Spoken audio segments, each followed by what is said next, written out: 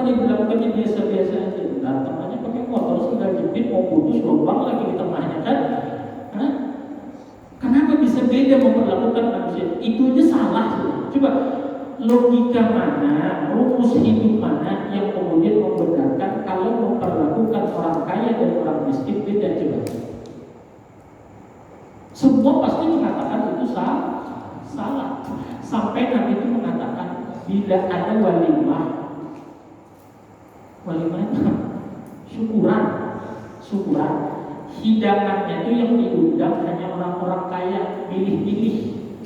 Yang susah-susah nggak diundang apa ya? Udah amplopnya juga 2.000 paling bisa gitu. Kadang-kadang yang susahnya juga nggak berarti juga ya kan. Tentang susah juga amplopnya Anda belum beruntung tulisannya. Ya. Bila ada walimah undangannya dipilih-pilih, apa kata Nabi? Makanan yang dimakan itu gak akan berkah.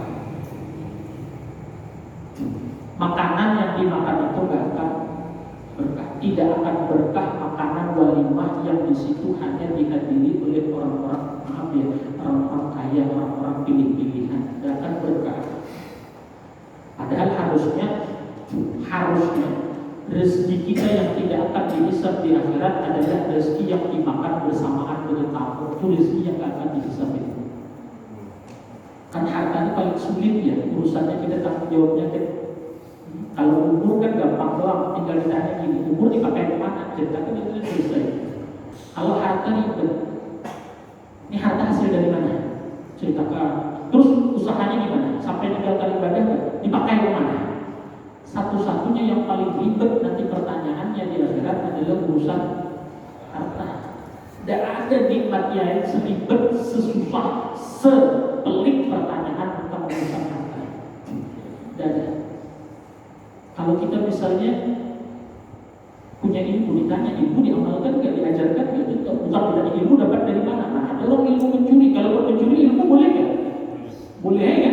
Nah, ini orang taklim, dia duduk di teras dan dengerin. Namanya bukan. Dan saya yang bilang itu. Paham ya? Tapi ada untuk harta itu yang tidak akan dihisab di hari akhirat. Apa namanya? Lolos ya. Jadi hisab apa? Harta yang dimakan bareng tamu. Ada tamu kemudian makan kita di situ, misalnya apa? Misalnya air putih. Berarti air putih itu tidak akan ditanya nanti di akhirat. Kenapa? Kita minumnya barengan dengan tamu. Makanya kalau ada tamu itu apa aja keluarkan.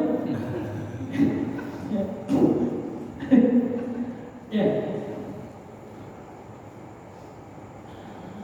Paham ya insyaallah ya. Kadang-kadang salah menilai, salah menyikapi. Coba bayangkan kalau dalam otak kita tuh kalau kaya beliau miskin kita. Kalau datang keluarga kita orang kaya, ya Allah, kasur itu spraynya kita ganti. Bakalan yang nginep di rumah kita ini saudara kita yang kaya, kamar dibersihkan, kamar mandi dibersihkan, semua dibersihkan, makanan disiapkan. Kenapa? Yang bakalan datang keluarga yang, kalau keluarga yang susah yang bakalan datang, coba bayangkan. Di ruang tamu depan TV itu, naruh bantalnya itu ditimbain, dilempar aja, bantal nih, gitu. Kenapa? Ini susah. Bayangkan coba kayak itu coba, akhlaknya coba di mana coba. Tapi kalau ada orang kaya bisa memperlakukan orang susah sedemikian rupa, memuliakannya, nah itu hebat.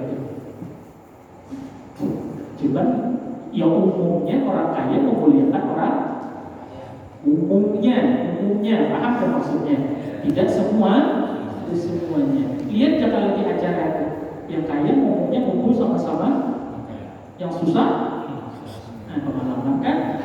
Ya. Itu pencuci piring yang susah kan? Omongannya juga beda. Ya, kalau yang susah itu beras naik apa? Kalau yang kaya itu mobil terbaru apa? Kan beda. Salah lah jadi kaya. Cuma jangan sampai mengukur kaya itu kuliah miskin itu itu aja. Aturan agama di situ, bukan nggak boleh kaya. Silahkan kaya sekaya-kayanya.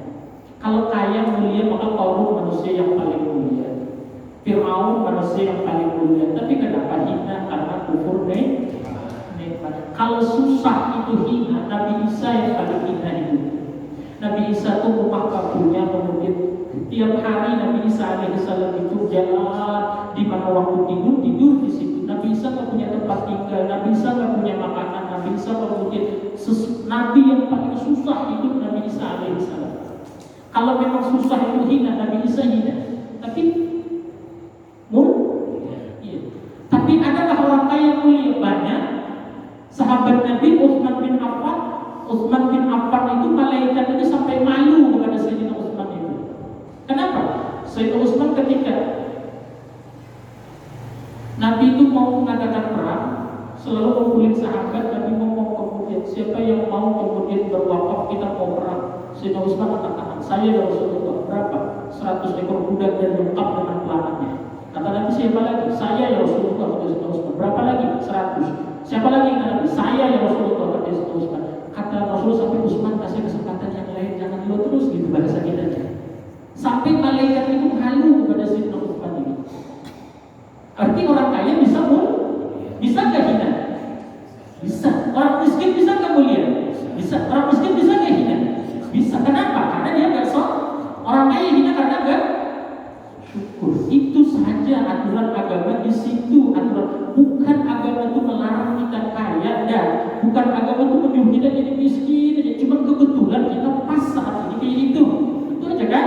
Nah, tetapi aturan agama bukan di situ. Silahkan kaya, kalaupun misalnya berusaha kaya tetap saja hidup kayak gini-gini, jangan putus asa. Bukan itu tanda mulia dan hina seseorang. Kalau diberi kaya syukur baru pun kalau toh saat ini diuji dengan kesusahan, belajar untuk sabar. Maka itu pun aturan agama hanya sebatas kita syukur dan kita. Jadi jangan mengikuti penilaian kebanyakan manusia. Ya, kita kemudian menilai orang tadi contohnya, tapi pakai penilaian manusia. Kalau bahasanya ada dua kacamata nih. Ini kacamata manusia, ini kacamata Allah dan kacamata Rasul. Nah, kalau kita mau melihat jangan pakai kacamata ini, kacamata manusia, nanti salah lihat terus kita. Kalau salah lihat kan kadang-kadang istri orang dikira masa ini sampai segitunya, dan juga kali masa kalau istri sendiri, karena salah kacamata, ya kan? Jadi kacamata yang kita pasang itu menentukan tingkah laku kita, ya. Orang di matanya nggak sakit, pasang kacamata minus. Wah, jalan itu selalu obat dong. Kenapa? Lubang terus. Ya kan? Pusing dia, karena dia nggak minus. Paham nggak maksudnya? Ya, menilai orang dengan pakai kacamata makhluk, menilai orang pakai kacamata Allah, menilai orang pakai kacamata Rasulullah. Baru pas datang saudara yang kaya, hormati semampu kita. Datang saudara yang miskin, sama, hormati semampu kita menghormati. Kenapa sama? Karena saya tidak melihat mulia dan hina seseorang bukan dari apakah dia kaya atau dia miskin. Lalu di mana? Saya akan lihat apakah dia kaya bersyukur atau miskin dia sabar. Mantap benar orang. Ya, di mana ngajinya? Ya, paham ya? Sederhanalah, sesederhana itu aturan Allah dan Rasulullah. Seindah itu aturan Allah dan Rasulullah. Cuma kita melenceng, makanya hidup kita rumit, kita melenceng, makanya kita susah. Begitu kita kemudian hidup di berkelebihan, masa gagah jalan itu. Kenapa? Di sini 5 juta, sini 5 juta. Ya kan? Di sini 2.000, sini 2.000. Beda nggak jalannya? Nah, terus siksanya lebih ringan. Ya, kenapa bisa begitu? Artinya kalau duit lagi banyak berasa aman hidupnya kan? Tapi kalau hidup lagi susah berasa gunung tuh dihimpit gunung gitu. Artinya sakitnya luar biasa. Sakitnya tuh di sini. Kenapa? Di sininya salah pasang kacamata. Iya kan? Coba kalau pasang kacamata, oh saya lagi ditimpa kesusahan, tapi gak usah minder, gak usah putus asa. Ini bukan Allah menghinakan saya. Saya kemudian bisa mulia kalau dengan kesusahan saya bisa sabar. Maka saya harus berusaha jadi orang yang sabar. Itu kemudian baru mulia. Maka duit 2000, enggak sampai segitu. Ada perpakuan aja 2000 naik, ada masalah. Paham ya? Apalagi di sini ada 2 juta, sini 2 juta. Sudah 2 juta orangnya syukur. Santai sampai ke masjid ya kan, kadang-kadang lewat masjid sana sampai lewat kenapa saking syukurnya, terus orang saking syukur langsung paham ya? Pilihannya kita yang mau pilih. Menilai ke diri kita pun sama, menilai ke orang pakai kacamata Allah, menilai ke diri sendiri pakai kacamata Allah.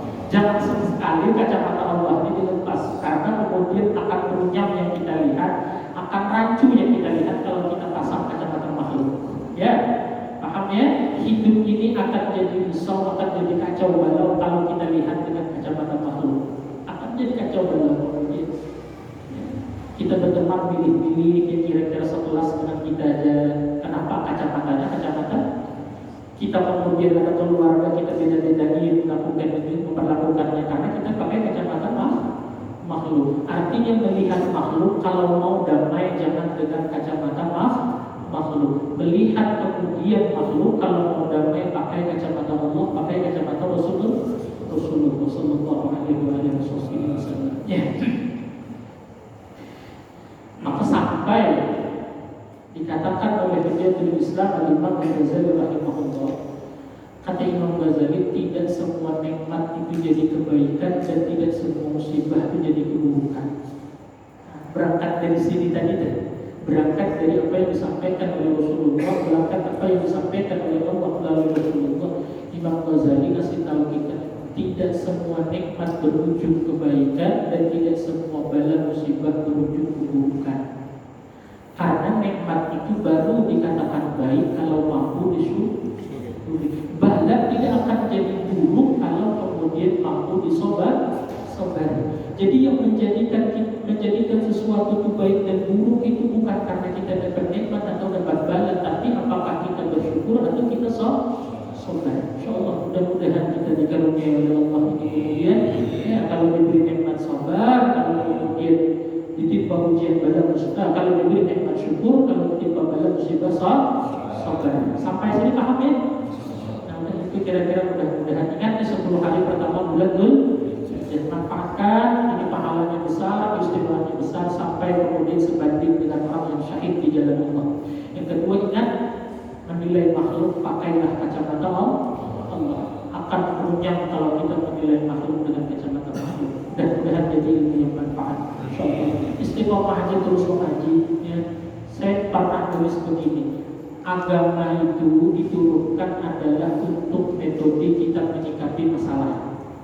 Bukan agama itu adalah teori untuk supaya kita hidup gak ada masalah. Jadi jangan berpikir ngaji lalu masalah gak ada, jangan berpikir.